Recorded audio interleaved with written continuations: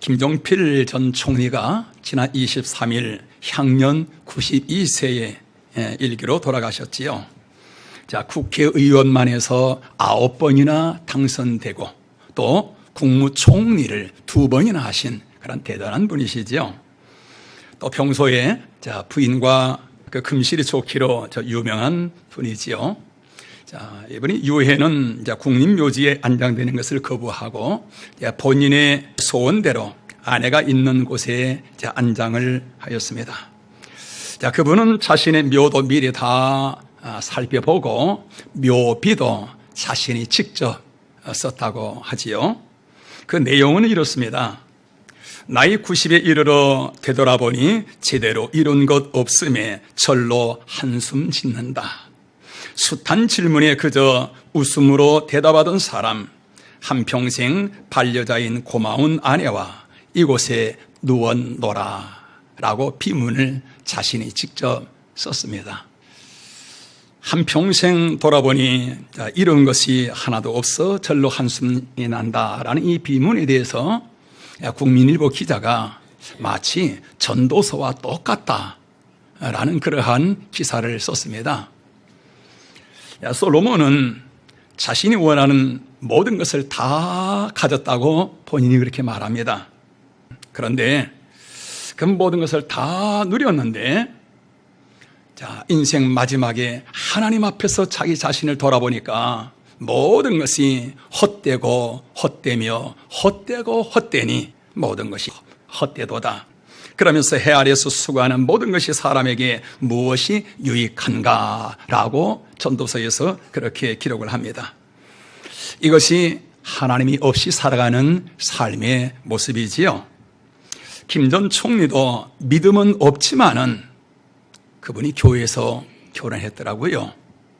교회에는 다니다 보니까 자기 삶을 마지막 마무리하면서 보니까 솔로몬 같은 그러한 고백이 나오는 거예요. 인생의 끝자락에서 자신의 모습을 돌아보자 이런 것이 아무것도 없어서 한숨이 절로 나온다. 자, 여러분, 이 이야기는 김 전 총리만의 이야기가 아니라 오늘 우리들의 이야기이기도 하지요. 자, 여러분, 오늘이 내 인생의 마지막이라 한다면은 오늘 여러분들은 여러분의 비문에 무엇을 쓰시겠습니까? 오늘 여러분의 인생에 한번 돌아볼 때 여러분은 하나님 앞에서 무슨 말을 남기고 하나님 앞에 가실 수 있겠습니까? 오늘 이 내용은 여러분 우리가 깊이 생각해 봐야 할 내용입니다. 내 인생의 묘비에 무엇을 써야 할까? 오늘 여기에 대해서 오늘 성경에서 한 사람을 소개하고 있습니다. 자, 사무엘 선지자지요. 오늘 본문의 내용은 이렇습니다. 자, 이스라엘 백성들이 미스바에 모여서 대성회를 엽니다. 자, 이 소식을 블레셋 나라에서 듣고 군사들을 앞세워서 쳐들어오지요. 대단히 위기 상황에 처합니다. 그러자 이스라엘 백성들은 다들 두려움에 떨면서 선지자에게 우리를 위하여서 하나님 앞에 간절히 기도하세요. 기도해 주세요. 다 두려움에 떨면서 기도해 달라고 다들 말합니다. 그러자 사무엘 선지자가 하나님 앞에 그냥 기도하는 것이 아니라 간절히 부르짖어서 기도를 합니다. 그 결과 블레셋 나라에 엄청난 우레소리가 임하면서 그들이 혼비백산이 되어집니다. 그러자 이스라엘 백성들이 그들을 추격하여 대승을 거두게 되어집니다. 전쟁에 승리하고서 돌아오는 승전가를 부르면서 그들은 기쁨에 취하여 돌아오고 있습니다. 그러자 이 사무엘 선지자가 그 백성들을 모아놓고 그 전투에 한참 격전지였던 그 미스바와 센 사이에 큰 돌을 세우고서 에벤 에셀이라고 비문을 씁니다. 하나님이 여기까지 우리를 도우셨다라고서 감사의 기념비를 세웁니다. 여러분, 사람들은 무슨 조그만 일을 해도요 자기 이름 드러내기를 좋아합니다. 그래서 정치인들 보면은 어디에 갈 때에 축의금 보내는 것보다도 화환을 주로 보냅니다. 자기 이름 드러내는 거지요. 그런데 여러분, 오늘 본문의 사무엘은 작은 일이 아니라 나라를 죽음의 위기에서 건져내는 엄청난 일을 합니다. 그러자 모든 백성들이 그 분위기 어떨까요? 사무엘을 우러러보면서 사무엘 얘기로 가득하지 않겠습니까? 우리나라가 월드컵 축구 16강에는 가지 못했는데요. 세계 1위인 독일을 이겼잖아요. 독일 이길 가능성이 몇 프로? 1%예요, 1%. 그런데 그 1%를 이룬 거예요. 그러자 SNS에서 그 승리의 주역들인 손흥민, 또 골키퍼가 조현우, 자, 이분들의 얘기로 그냥 도배를 해요. 조현우 선수는요, 그 본인은 막 어떻게 태어나서 그냥 과정까지 쫙 그냥 아따투어 기사들이 올라올 뿐만 아니라 그의 아버지까지 신문에 크게 등장을 합니다. 아니, 여러분, 축구 경기에만 이기만 해도 이와 같은 엄청난 이 분위기가 일어나는데, 전쟁에서 나라가 멸망할 위기에서 구해냈으니 여러분, 사무엘에 대한 그 분위기 어떨까요? 사람들이 다 사무엘, 사무엘, 사무엘. 여러분, 그러한 분위기지 않겠습니까? 자, 그때에 사무엘이 모든 백성들을 다 모아놓고, 여러분들 보세요. 우리 나라를 이처럼 구해낸 것은 내가 한 것이 아니라 하나님이 하신 것입니다. 우리가 애굽에서 나와서 여기까지 오게 것은 하나님이 우리를 도우시고 지키시고 인도하신, 전적으로 하나님이 하신 것입니다 라고 하면서 감사의 기념비를 세우는 것입니다. 자, 그 기념비를 바라보는 사무엘뿐만 아니라 모든 백성들은 어떤 마음이 들까요? 아, 하나님이 우리를 이처럼 도우셨구나 라는 감사의 마음이 가득 들지 않겠습니까? 자, 여기서 여러분, 이스라엘 백성들과 사무엘이 보는 눈이 여러분 다른 것입니다. 어떻게 다르지요? 이스라엘 백성들은 전쟁에 승리하자 그 현실만 바라보면서 기쁨과 감사에 취합니다. 그런데 선지자는 현실을 보는 것이 아니라 이 모든 삶 속에서 함께 하시는 하나님을 바라보면서 감사하는 것입니다. 보는 눈이 다른 것입니다. 여러분, 자, 보는 눈이 열린다. 이건 여러분 대단히 중요한 것입니다. 무엇을 보든지 내가 보는 그 방향으로 나가게 되어지잖아요. 시인들은 시상이 항상 열려 있잖아요. 그러다 보니까 길가에 풀 한 포기를 봐도요, 그 풀 한 포기에서 아름다운 글이 나와요. 과학자들은 과학의 생각이 열려 있다 보니까 물 끓는 것만 봐도 거기서 과학의 원리가 보여져요. 기업을 크게 하는 사람들은 뭐가 보이느냐? 세상의 모든 일 속에서 돈이 보인대요. 돈이 보여요. 그래서 손에 대우 김우중 회장, 세상은 넓고 할 일은 많다라고 그 책에서 모든 일 속에서 돈 벌 수 있는 기회가 보인다라고 말합니다. 그러면서 심지어 뭐라고까지 말하냐면은 길에 돈이 쫙 깔려 있더라라고 말합니다. 오늘 여러분들은 뭐가 보이십니까? 여러분, 하나님의 자녀인 우리 눈에는 뭐가 보여야 할까요? 우리의 삶 속에서 일하시는 하나님의 손길이 보여져야만 될 줄로 믿습니다. 하나님 말씀하십니다. 세상 끝날 때까지 내가 너희를 떠나지 아니하며 내가 너희와 항상 함께 있을 것이니라. 네가 어디로 가든지 무엇을 하든지 내가 너를 떠나지 아니하며 너의 삶이 끝날 때까지 내가 너와 항상 함께 있을 것이니라 말씀하십니다. 여기에 대해서 우리 성경 말씀 한번 보실까요? 우리 이사야서 49장 15절 16절 우리 같이 한번 읽습니다. 자, 여인이 어찌 그 젖먹는 자식을 잊겠으며 자기 태선한 아들을 긍휼히 여기지 않겠느냐? 그들은 혹시 잊을지라도 나는 너를 잊지 아니할 것이라. 내가 너를 내 손바닥에 새겼고 너의 성벽이 항상 내 앞에 있나니. 자, 여러분, 엄마가 자기 태에서 난 아들을 어떻게 잊겠습니까? 어떻게 잊을 수가 있겠어요? 그런데 요즘은 세상이 하도 험악해지다 보니까 자기 태에서 난 자녀를 잊는 경우들도 있지요. 세상은 설령 이러한다 할지라도 우리 주님 말씀하십니다. 나는 너를 잊지 아니할 것이니라. 내가 너를 내 손바닥에 새겨놓고 내가 너를 항상 보고 있느니라 라고 말씀하십니다. 이 말씀은 여러분, 하나님은 우리를 버리지 않는다는 말씀이죠. 요즘 월요일 저는 이제 목회자들 한 15명이 모여서 큐티 공부를 하고 있는데요. 거기서 오는 목사님들 보면은 제주도에서도 오고 또 대구에서도 올라오고 뭐 강원도에서도 오고, 자, 15명 정도의 목사님들이 모여서 삶의 얘기도 나누고 그러는데요. 거기 보면은 감추는 것이 없어요. 자신의 부끄러운 모습들, 수치스러운 모습들도 전혀 감추지 않냐고 다 드러내지요.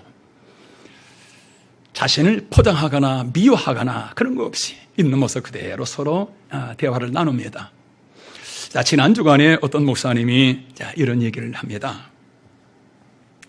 자기 딸을 좀 야단을 쳤더니 이 딸이 말없이 그냥 집을 나가버린 거예요.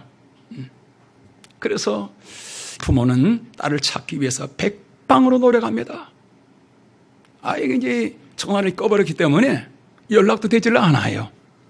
어디에서 무엇을 어떻게 하고 있는지 전혀 알 길이 없습니다. 자녀 생각 때문에 일손이 잡히질 않아요. 음식을 먹어도 목에 넘어가지를 않는 것입니다. 밤에 잠을 자도 제대로 잠을 잘 수가 없어요. 대문을 열어놓고 그리고 방에 불을 끄지 않고 잔다는 거예요. 왜냐하면 혹시나 밤에 딸이 오다가 불이 켜졌으면 두려움에 혹시 들어올 용기가 나지 않아서 들어오지 못할까 봐 대문을 열어놓고 불을 켜놓고 잠을 잔답니다. 근데 잠을 자는 것이 그냥 자는 것이 아니라 비몽사몽간에 잠을 자다가 부스럭 소리만 나도 부부가 같이 용수철처럼 잠이 깬다고 해요. 그러면서 딸의 방문을 엽니다. 이름을 부르면서 미사야. 자, 비어있는 방을 보고서 대문 밖에 나가서 두리번 누르면서 이리저리 찾다가 힘없이 돌아옵니다. 넋을 나간 거예요. 무엇도 할 수 없습니다. 자, 눈물로 그런 얘기를 하는데요. 그 강사도 눈물이고 거기 있는 모든 목사님들도 다 눈물을 닦고 눈물만은 나는 더 말할 것도 없지요. 가슴이 찌릿찌릿하면서요. 우리 성도 여러분, 자, 그 부모의 마음 누구의 마음이지요? 하나님의 마음입니다. 바로 누가복음 15장에 보면은 하나님의 마음이 바로 이렇습니다. 어느 날 둘째 아들이 아버지 앞에 와서 아버지, 내가 이만큼 컸으니까 아버지 나 이제 나가서 살래요. 나 얼마든지 잘 살 수 있어요. 아버지 밑에서 사는 건 너무 싫어요. 내 몫을 주세요. 그러고서 아버지가 나가면 안 된다. 그곳은 갈 곳이 아니다. 이곳에는 부족함이 없으니 아버지와 함께 살자. 아무리 말을 해도 소용이 없습니다. 기어이 자기 몫을 다 챙겨가지고 집을 나갑니다. 한 달, 2달 연락이 없습니다. 1년, 2년이 지나도 아무런 소식이 없습니다. 그 아버지는 아무것도 할 수가 없습니다. 넋이 나간 거예요. 먼 곳을 바라보면서 오직 아들 생각에 아무것도 할 수가 없습니다. 집 나간 그 부모의 마음이 어떤 얘기까지 하냐면은 길 지나가는 학생들 보면 다 자기 딸들처럼 보인대요. 그래서 저기 여학생이 오면은 자기 딸 같아서 지나가지 못하고 가만 보고 있대요. 넋을 잃은 것입니다. 하나님이 바로 그렇습니다. 하나님의 마음은 집 나간 그 아들 생각뿐인 것입니다. 그래서 오늘 성경에서 말씀하십니다. 너의 이름을 내 손바닥에 새겨놓고 내가 밤낮으로 너를 보며 너를 기다리고 있느니라. 여러분, 하나님께서 이처럼 기다리고 있다는 말씀, 무슨 말씀인가요? 하나님이 우리를 버리시지 않는다는 얘기인 것입니다. 우리가 어디로 가든지 어디에서 무엇을 하든지 하나님은 우리의 삶 속에서 함께 하신다는 말씀인 것입니다. 그런데 문제는 뭔가요? 이스라엘 백성들과 같은 것입니다. 하나님이 함께 하시지만은 그러나 그들은 하나님의 손길을 보지를 못합니다. 그러나 사무엘은 삶 속에서 이제까지 함께 하시며 내 인생에 굽이굽이 함께 하신 하나님의 손길을 바라봅니다. 하나님의 손길을 바라보는 그 사람들은 여러분 감사하지 아니할 수가 없습니다. 날마다 하루하루의 삶이 감사합니다. 아침에 눈 뜨면은 하나님 고맙습니다. 하나님이처럼 나에게 새 삶을 열어주시니 감사합니다. 새로운 소망의 한날을 주심을 하나님 고맙습니다. 하나님 감사합니다. 삶 속에서 감사가 가득합니다. 하루 일과 마치면은 여러분 잠자리 들기 전에 주님 오늘 하루 함께 하심을 감사합니다.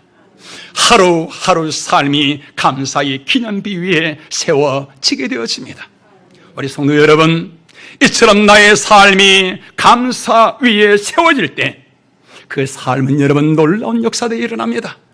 오늘 성경 본문에 감사의 기념비를 세우고 모든 백성들이 하나님 앞에 감사하자 어떤 역사가 일어나는가요? 자, 첫째 보니까 한번 따라해 보실까요? 자, 이런 것을 되찾는 회복의 역사가 일어난다.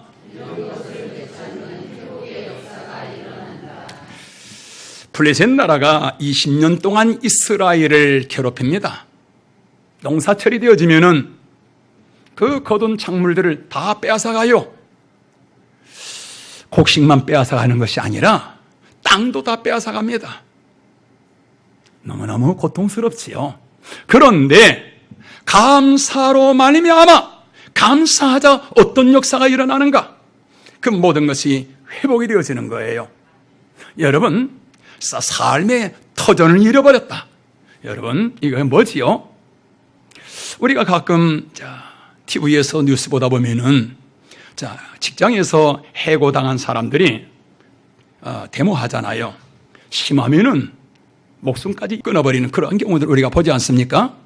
이게 뭐지요? 삶의 터를 잃어버린 것입니다. 삶의 터를 잃어버린다는 것이 이처럼 엄청난 것이지요. 이스라엘 백성들이 이런 것입니다. 삶의 터를 잃어버린 거예요. 그런데 감사하자 그 땅을 다시 회복합니다. 성경에서 말한 땅이라는 것은 이런 토지를 말하는 것이 아니고 우리의 삶을 말하는 것이지요.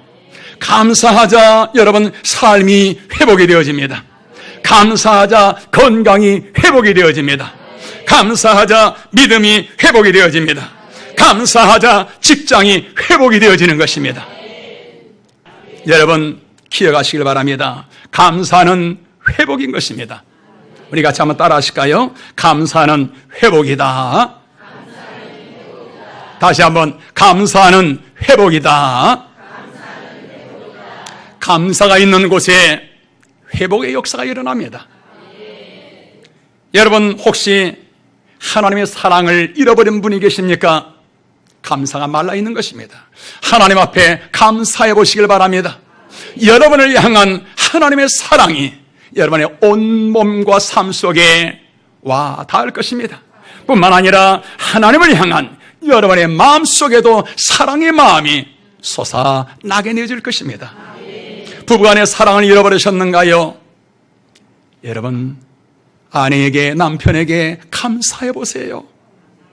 부부의 사랑이 회복되어집니다. 믿음을 잃어버렸는가요? 하나님 앞에 감사의 예물을 드리며 하나님 앞에 감사해 보시길 바랍니다. 여러분의 믿음이 꿈틀꿈틀 살아나게 될 줄로 믿습니다. 감사는 여러분 회복입니다.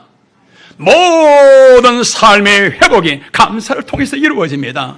그렇기 때문에 고린도후서 4장 15절에서 감사로 말미암아 은혜를 더하여 넘쳐서 하나님께 영광을 돌리게 하려 함이니라. 오늘 우리 사랑하는 성도 여러분, 여러분들의 삶이 감사의 기념비 위에 세워지길 바랍니다. 감사로 말미암아 회복의 놀라운 은혜와 축복을 누릴 수 있기를 주님의 이름으로 축원합니다. 감사의 기념비를 세우자 또 어떤 역사가 일어나는가요? 평화가 찾아옵니다. 우리 13절, 14절 우리 같이 한번 읽어보시겠습니다. 블레셋 사람들이 굴복하여 다시는 이스라엘 지역 안에 들어오지 못하였으며 이스라엘과 아모리 사람 사이에 평화가 있었더라. 아멘. 자, 보시지요. 감사의 기념비를 세운 다음에 이스라엘 나라를 그처럼 괴롭히던 그러한 주변의 나라들과 화목하게 되어집니다. 아니 여러분, 이스라엘이 화목에 제수처를 썼습니까? 아니면 조공을 바쳤습니까? 아니면 화평하기 위해서 어떤 노력을 했습니까? 아무것도 없습니다. 하나님 앞에 감사가 회복되어지자 하나님과의 관계가 회복이 되어지면서 하나님이 그 모든 주변들부터 그들을 평안하게 살 수 있도록 하나님이 평강 가운데 지켜주시는 것입니다. 오늘날 현대인들에게 가장 많은 병이 스트레스라고 합니다. 항상 머리가 막지를 않습니다. 멍멍합니다. 생각도 여유가 없습니다. 몸이 경직되어 있습니다. 잠을 자도 피로가 다 풀어지질 않습니다. 항상 피로가 쌓여 있지요. 마음에 평안이 없습니다. 그래서 우리나라나 또 미국에서 가장 많이 팔리는 약이 신경계통의 약이라 그러지요.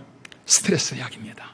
그런데 여러분, 세상의 모든 병에 대부분의 약이 있지만은 이 스트레스는 약이 없어요. 아무리 보약을 먹어도 여러분 스트레스는 풀리지 않습니다. 여행 갔다 와도요, 그 때문이지 스트레스는 그대로 있습니다. 그런데 여러분, 이 스트레스 단번에 날려버리는 그런 약이 있습니다. 뭐지요? 감사인 것입니다. 여러분, 부부 사이에 화목하지 못한가요? 여러분 감사해 보시길 바랍니다. 부부 사이가 화목하게 되어집니다. 이웃과의 관계가 불편한가요? 여러분 감사해 보시길 바랍니다. 화목하게 되어집니다.